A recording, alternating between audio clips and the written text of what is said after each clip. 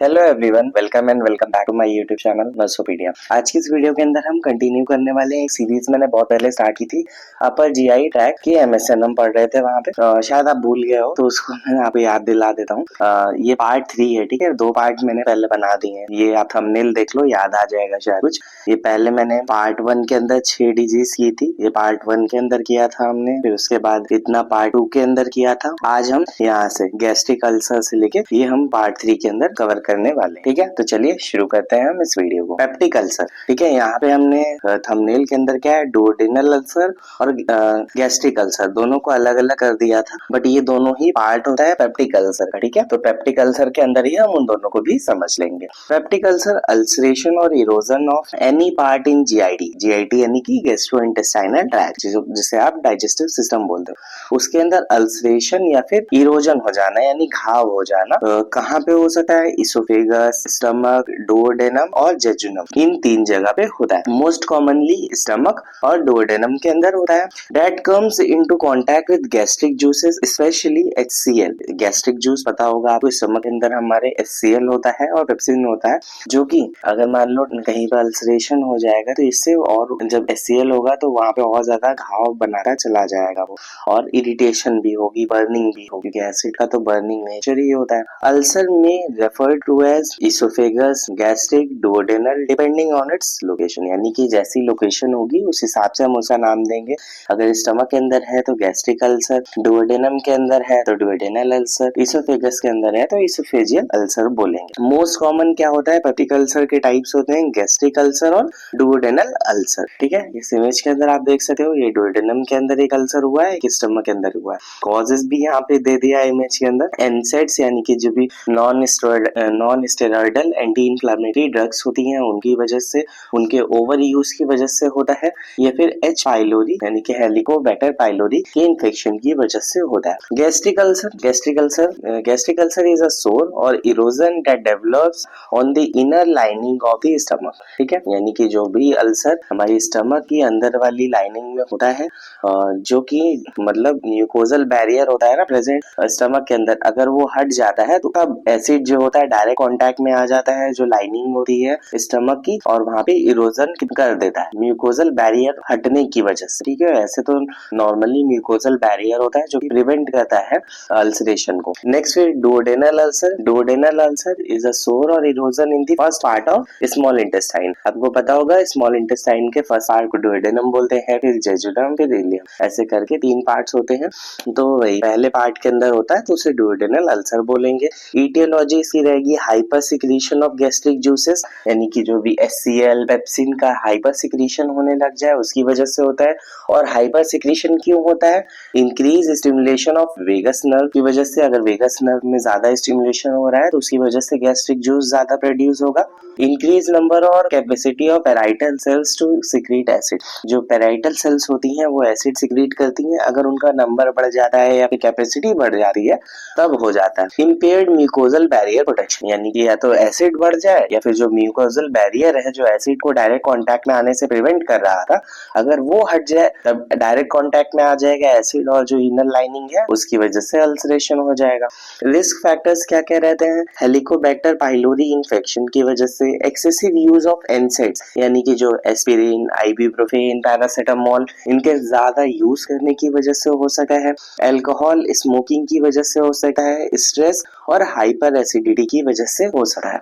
अब ये clinical manifestation यहाँ पे दिया था CM, ठीक है। क्लिनिकल मैनिफेस्टेशन गैस्ट्रिक अल्सर होगा तो थोड़े से डिफरेंट होंगे, और जब डुओडेनल अल्सर होगा तो थोड़ा सा डिफरेंट होगा। दोनों को हम अलग अलग देख ले रहे हैं, ठीक है। तो गैस्ट्रिक अल्सर में क्या होता है? बर्निंग पेन होगा in the left mid epigastric region, ठीक है। एपिगैस्ट्रिक रीजन के अंदर लेफ्ट मिड पार्ट में बर्निंग पेन होगा जब हम कुछ खाना खाएंगे। तो आपको पता होगा एब्डोमेन के ऐसे 9 रीजन्स होते हैं, ये वाला एपिगैस्ट्रिक होता है। एपिगैस्ट्रिक के लेफ्ट ऑफ मिड यानी कि इस पार्ट में पेन होगा। यहाँ पे क्या होता है? स्टमक होता है यहीं पे। इधर वाला अगर आ जाए तो यहाँ पे क्या होता है? यहाँ पे इंटेस्टाइन यहाँ से शुरू हो जाती है, तो इसलिए अब जब मिड में पेन होगा तो वो होगा इंटेस्टाइनल अल्सर यानी कि डुओडेनल अल्सर। ये ज्यादातर कब होता है? खाना खाने के 2-3 घंटे के बाद से शुरू हो जाता है। यह नाइट टाइम में होगा, जब खाना खा के इंसान सो रहा है तो 3 घंटे बाद पेन स्टार्ट हो जाएगा, क्योंकि हमारा स्टमक 2 से 3 घंटे तक फूड को स्टोर करके जाता है, फिर उसके बाद इंटेस्टाइन के अंदर जाता है, तो जब इंटेस्टाइन में जाएगा तब पेन स्टार्ट हो जाएगा। ठीक है, ये लॉजिक याद रखना आप।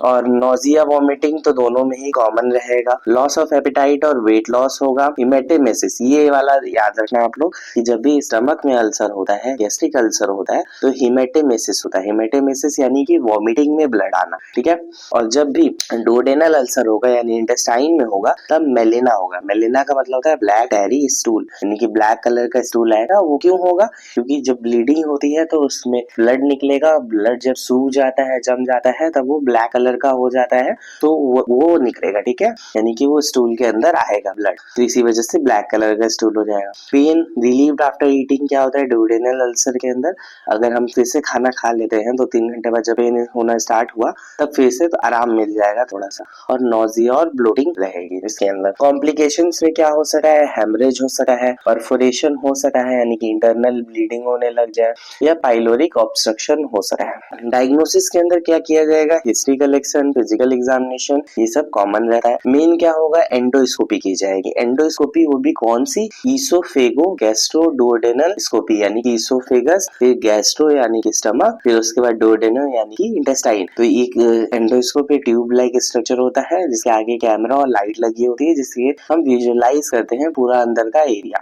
ठीक है, तो इसके थ्रू देखा जाएगा कहाँ पे अल्सरेशन हुआ है। ठीक है, एंडोस्कोपी की जाती है। मेडिकल मैनेजमेंट के अंदर क्या किया जाता है? इसमें काफी सारे बच्चे क्या होता है ना, हमेशा रेनिटिडीन और पेंटाप्रोजोल ये सबको भी एंटासिड बोलते हैं। तो उसी को हम क्लियर करने के लिए आज मैंने सबको डिवाइड करके अच्छे से आपको एक्सप्लेन करूंगा मैं यहाँ पे कि एंटासिड क्या होता है। एंटासिड सिर्फ और सिर्फ क्या करता है? न्यूट्रलाइज करता है जो भी एसिड है। एसिड का उल्टा है एंटासिड, यानी कि एसिड को न्यूट्रलाइज करेगा, यानी कि वो बेस होगा। बेस होगा यानी कि बेस क्या है? जैसे मैग्नीशियम हाइड्रोक्साइड, इसे मिल्क ऑफ मैग्नीशिया भी बोलते हैं, कैल्शियम कार्बोनेट या फिर सोडियम बाइकार्बोनेट, ये एसिड को न्यूट्रलाइज कर देता है, इसीलिए इसे एंटासिड बोलते हैं। बट जो रेनिटिडीन होती है वो क्या होती है? हिस्टामिन रिसेप्टर एंटागोनिस्ट, यानी कि रिसेप्टर को ब्लॉक कर देता है। It suppresses secretion of gastric juice by blocking the action of histamine receptors of gastric gland. तो गैस्ट्रिक ग्लैंड में क्या होते हैं? हिस्टामिन रिसेप्टर्स होते हैं, जिससे कि ये H2 रिसेप्टर एंटागोनिस्ट ये ब्लॉक कर देता है, और फिर सिक्रीशन कम हो जाता है, गैस्ट्रिक एसिड कम निकलता है। तो ये कौन कौन सी ड्रग्स होती हैं? रेनिटिडीन, फेमोटिडीन, सिमिटिडीन, ऐसे ये सब ड्रग्स होती है। ज्यादातर रेनिटिडीन कॉमनली यूज में ली जाती है। नेक्स्ट फिर है proton pump inhibitor. Proton pump inhibitor short में पीपीआई भी बोलते हैं। तो प्रोटोन पंप से याद रखना कि इससे लास्ट में प्राजोल लगेगा। ठीक है, ओमेप्राजोल, पेंटाप्रोजोल, ये क्या करता है? गैस्ट्रिक एसिड के सिक्रीशन को सप्रेस कर देता है। ठीक है, ये 3 अलग ड्रग्स थी।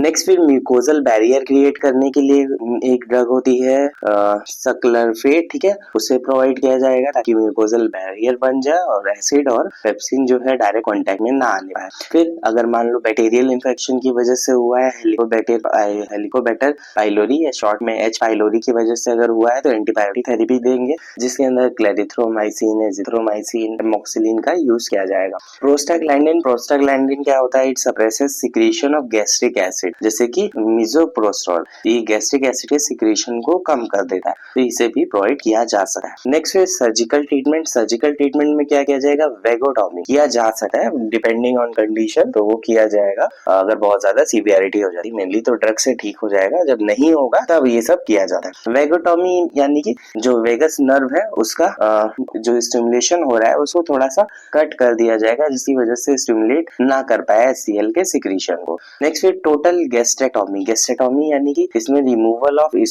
Stomach oesophagus attached to duodenum, यानी कि स्टमक को हटा दिया जाता है। टोटल गैस्ट्रेक्टोमी की जाती है, स्टमक हटा के इसोफेगस को डायरेक्टली डुओडेनम से जोड़ दिया जाता है, या फिर अगर डुओडेनम में भी इम्पैक्ट है तो डायरेक्टली इसोफेगस को जेजुनम में जोड़ दिया जाता है। नेक्स्ट फिर एंथ्रेक्टोमी। एंथ्रेक्टोमी क्या करता है? गैस्ट्रिक सिक्रीशन को कम करने के लिए किया जाता है। इसमें लोअर हाफ ऑफ स्टमक को हटा दिया जाता है। ठीक है, लोअर हाफ स्टमक को हटा दिया जाएगा। फिर बिल्थ्रॉड 1 यानी कि गैस्ट्रोडुओडेनोस्टोमी, इसमें क्या किया जाता है? Removal of distal part of stomach and the reminder of stomach is anastomose to duodenum, यानी कि इसमें आधा पार्ट स्टमक का हटा दिया जाएगा और एनास्टोमोस किया जाएगा डुओडेनम से, यानी कि जो बचा हुआ पार्ट है उसको जोड़ दिया जाएगा डुओडेनम से। नेक्स्ट फिर है बिल्थ्रॉड 2। इसके अंदर क्या किया जाता है? पार्शियल गैस्ट्रेक्टोमी, यानी कि हाफ स्टमक को हटा दिया जाता है और और बाकी जो बचा हुआ था उसे डायरेक्टली जेजुनम से जोड़ दिया जाता है, एनास्टोमोस कर दिया जाता है। नेक्स्ट फिर नर्सिंग मैनेजमेंट। नर्सिंग मैनेजमेंट के अंदर क्या करना है, आपको एडमिनिस्टर करना है small frequent and balanced feeding यानी कि ब्लैंड फीडिंग है, ठीक है। ब्लैंड फीडिंग प्रोवाइड करनी है, यानी कि थोड़ा थोड़ा थोड़ी देर में प्रोवाइड करना है खाना, और ऐसा खाना जो मतलब बहुत ज्यादा स्पाइसी ना हो, बहुत ज्यादा उसमें मिर्च वगैरह ना हो, मसाले ना हो, ऑयल ना हो, जिससे कि ज्यादा प्रॉब्लम ना, ठीक है। Advise to avoid smoking, alcohol, caffeine, aspirin, NSAIDs, chocolate and corticosteroids, ये सारी चीजों को अवॉइड करने के लिए बोलेंगे। Provide adequate rest and reduce stress. Next disease condition है गैस्ट्रिक कैंसर, ठीक है। कैंसर हम बहुत ज्यादा डेली पढ़ते हैं ऑन्कोलॉजी के अंदर, और गैस्ट्रिक कैंसर उतना ज्यादा इंपॉर्टेंट नहीं होता, एग्जाम में ज्यादा आता नहीं है, इसलिए उतना वहाँ पे इग्नोर किया जाता है, बट यहाँ पे हम ब्रीफली इसको समझ लेते हैं होता क्या है। तो कैंसर की सबकी डेफिनेशन सेम ही होती है कि malignant tumour arising from the lining of stomach, ऐसे लिखते हैं मैलिग्नेंट ट्यूमर अराइजिंग फ्रॉम, अब जिस भी पार्ट का कैंसर है तो वो लिख दिया जाता है। तो यहाँ पे गैस्ट्रिक कैंसर है यानी कि स्टमक का है, तो इस तरह से हम डेफिनेशन लिखेंगे, malignant tumour arising from the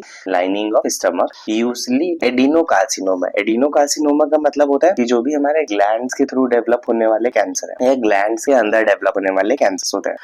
causes और रिस्क फैक्टर्स क्या होते हैं, जो बेसिक रिस्क फैक्टर्स रहते हैं वही हैं इसके भी रिस्क फैक्टर। अल्कोहल, स्मोकिंग ज्यादातर कैंसर का रिस्क फैक्टर होता है। फिर क्रॉनिक गैस्ट्राइटिस या गैस्ट्रिक अल्सर, एच पाइलोरी का इन्फेक्शन, स्मोक्ड और सॉल्टेड फूड्स की वजह से, परनीशियस एनीमिया यानी कि विटामिन B12 की कमी की वजह से, जेनेटिक प्रीडिस्पोजिशन यानी कि जेनेटिक कारण भी रहते हैं इसके कॉज में। सिम्टम्स, अर्ली सिम्टम्स क्या रहेंगे, इंडाइजेशन, माइल्ड डिस्कम्फर्ट होगा, लॉस ऑफ एपेटाइट होगा, फिर उसके बाद धीरे धीरे करके वेट लॉस होना शुरू हो जाएगा, जो कि एक क्लासिकल क्लिनिकल फीचर होता है कैंसर का। वीकनेस, वॉमिटिंग में ब्लड आना, ये सब चीजें, अनीमिया, पाल्पेबल मास इन एब्डोमेन, ठीक है।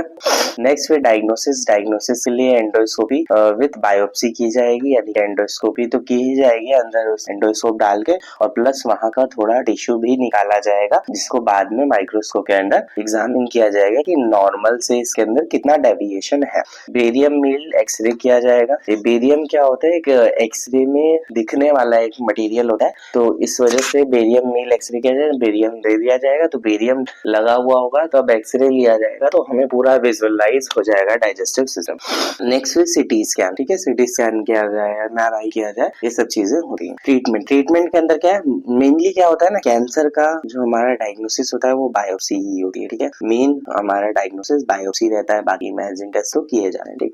ट्रीटमेंट में देखो 3 ही ट्रीटमेंट होता है, सर्जिकल, ये तो रिमूव कर दिया जाए, हटा दिया जाए, प्लस साथ में कीमोथेरेपी और रेडिएशन थेरेपी प्रोवाइड की जाए ताकि वो ग्रोथ ना कर पाए, या पहले से कीमोथेरेपी और रेडिएशन थेरेपी प्रोवाइड की जाती है ताकि जो कैंसर है वो स्प्रेड होना रुक जाए और वो कन्फाइंड हो जाए, छोटा हो जाए, तब उस पार्ट को निकाल लिया जाएगा। और न्यूट्रिशनल सपोर्ट प्रोवाइड करना, पैलेटिव केयर प्रोवाइड करना।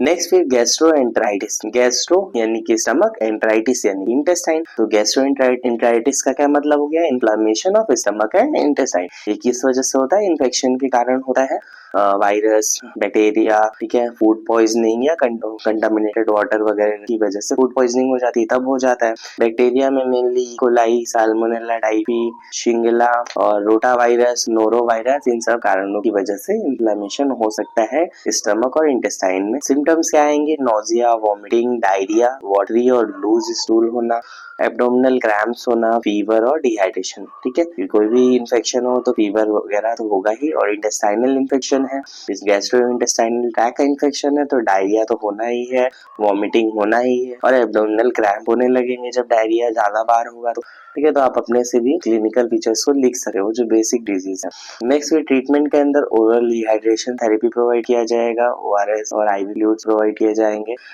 डिहाइड्रेशन को प्रिवेंट करने के लिए, ठीक है। डिहाइड्रेशन को प्रिवेंट करने के लिए एंटीबायोटिक्स प्रोवाइड की जाएंगी अगर बैक्टीरियल इन्फेक्शन की वजह से है। एंटीइमेटिक्स यानी कि जो वॉमिटिंग में प्रोवाइड की जाती है, एंटीइमेटिक्स वॉमिटिंग रोकने के लिए। Rest, proper hygiene and safe food practices, ठीक है। नेक्स्ट फिर ईसोफेजियल फिस्टुला। ईसोफेजियल फिस्टुला क्या होता है, इसे हम अच्छे से पढ़ेंगे उसके अंदर चाइल्ड हेल्थ नर्सिंग के अंदर, क्योंकि ये ज्यादातर कंजेनाइटल होता है। देखो टाइप में कंजेनाइटल दिया है ना, इसे वहां पे हम बहुत ज्यादा डिटेल में इसको अच्छे से समझेंगे।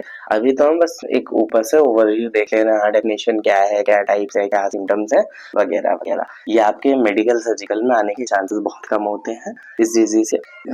इसको ऐसे भी इसोफेजियल फिस्टुला भी बोलते हैं या फिर ट्रैकियो इसोफेजियल फिस्टुला भी बोलते हैं। ठीक है, इसमें क्या होता है, फिस्टुला का मतलब ही होता है कि एबनॉर्मल कनेक्शन बन जाना बिटवीन कोई भी ऑर्गन के बीच में। अगर एबनॉर्मल कनेक्शन बन जाता है तो उसे हम फिस्टुला बोलते हैं। ये काफी बार अपने कुछ प्रोसीजर्स में भी बनाया जाता है, जैसे कि डायलिसिस के लिए बनाया जाता है। पीवी फिस्टुला यानी कि आर्टेरियो वेनस फिस्टुला बनाते हैं, यानी कि आर्टरी और वेन का फिस्टुला बनाया जाता है ताकि वहां पे एक अच्छा कनेक्शन बन जाए और वहां पे ब्लड फ्लो अच्छा होता है, जिसकी वजह से आप डायलिसिस अच्छे से कर पाओगे। तो उसके लिए बनाया जाता है। या फिर कई बार एबनॉर्मली बन जाता है, बाई बर्थ बन जाता है, या कोई चोट लगने की वजह से, कोई सर्जरी की वजह से, कोई कैंसर की वजह से हो जाता है। तो ये ट्रैकियो इसोफेजियल फिस्टुला है, यानी कि ट्रैकिया और इसोफेगस दोनों आपस में जुड़ जाएंगे। ठीक है, अनदर स्ट्रक्चर लाइक स्टमक और ब्रोंकस। ठीक है, ऐसे भी जुड़ सकता है, स्टमक और ब्रोंकस भी जुड़ सकते हैं। टाइप क्या है, एक कंजेनाइटल है, यानी कि बाय बर्थ ही प्रेजेंट हो या एक्वायर्ड हो।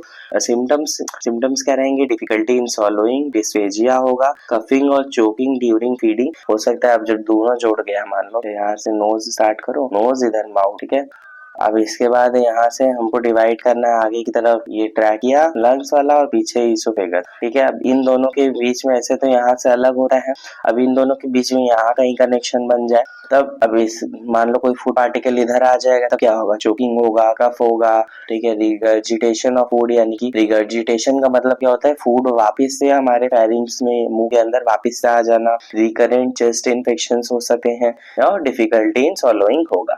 डायग्नोसिस के अंदर क्या है, एक्सरे विद कॉन्ट्रास्ट, यानी कि बेरियम सॉलो एक्सरे किया जाएगा। बेरियम जहां जहां जाएगा उससे पता चलेगा कि यहाँ कनेक्शन है कि नहीं है, और एंडोस्कोपी की जाएगी। ट्रीटमेंट में सर्जिकल करेक्शन ही मेन ट्रीटमेंट रहेगा, सर्जिकल ट्रीटमेंट से ही सही हो सकता है। और फीडिंग कराएंगे तब तक हम गैस्ट्रोस्टॉमी के थ्रू, ये जब तक सर्जरी नहीं हो जाती तब तक गैस्ट्रोस्टॉमी के थ्रू हम फीडिंग कराएंगे। डायरेक्टली स्टमक के अंदर फूड को डाल दिया जाएगा और एंटीबायोटिक्स प्रोवाइड करेंगे इन्फेक्शन के लिए। नेक्स्ट फिर है पेरिटोनटाइटिस, यानी पेरिटोनाइटिस बोलेंगे इसको। ठीक है, इसकी डेफिनेशन यानी कि इन्फ्लामेशन ऑफ पेरिटोनियम। जो पेरिटोनियम कैविटी होती है ना, उसके अंदर एक पेरिटोनियम लेयर प्रेजेंट होती है, मेम्ब्रेन लाइक लेयर होती है। अगर उसका इन्फ्लामेशन हो जाता है तो पेरिटोनाइटिस बोलते हैं उसको। Membrane lining the abdominal cavity usually due to infection from the perforated organs like stomach ulcer rupture. ठीक है, ये सब क्या सारे जितने एब्डोमिनल ऑर्गन्स होते हैं उसको ये कवर करके रखा है। अगर मान लो इन्फेक्शन हो जाए किसी भी ऑर्गन में तो उसकी वजह से भी इसके अंदर इन्फेक्शन हो सकता है।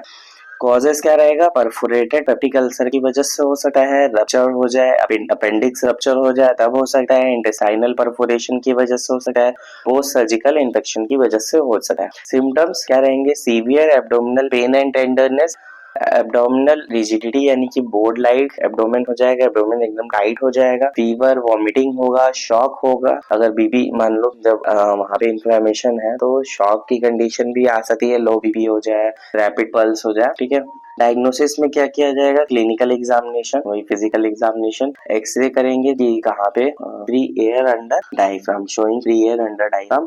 और मतलब एक्सरे के अंदर क्या आएगा कि एयर जो है वो डायफ्राम के नीचे दिखाई देगी। ब्लड टेस्ट किया जाएगा जिसके अंदर WBC बढ़ा होगा, यानी कि इन्फेक्शन हुआ है। ठीक है, इन्फेक्शन के अंदर WBC अपने आप ही बढ़ जाती है।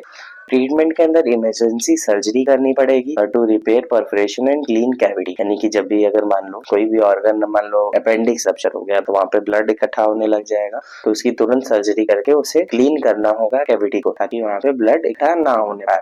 IV एंटीबायोटिक्स और फ्लूइड एंड इलेक्ट्रोलाइट्स रिप्लेसमेंट किया जाएगा, यानी fluid electrolyte balance, IV antibiotics, pain relief and supportive care provide की जाएगी। तो ये था हमारा वीडियो पार्ट 3। आज हमने अपर गैस्ट्रोइंटेस्टाइनल ट्रैक्ट की जितनी भी डिजीज होती है वो पूरा कवर कर लिया।